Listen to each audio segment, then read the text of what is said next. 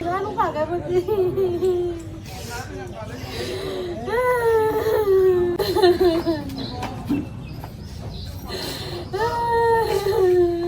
ခင်ပလုံးပြပါယူခင်ပလုံးဒေါသထောတိထောဒီကလေးဇာတုကိုဒေါသထောထောကလေး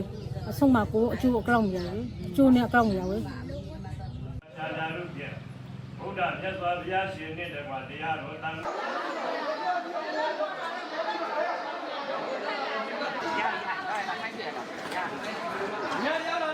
အာနာမသိငယ်မိသားစုကတော့ပြောရွှေရွှေမရှိတူမရှိတူကြီးမောမောပဲနေခဲ့တာ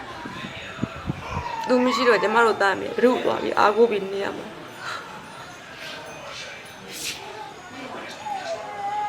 အားကိုးရမယ်ဟိုဖြစ်သွားတာ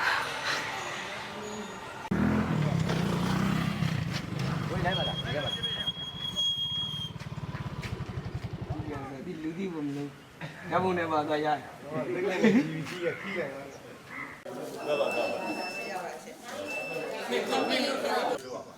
နောက်အင်တာဗျူးကိုစောင့်နေကြပါရှိတယ်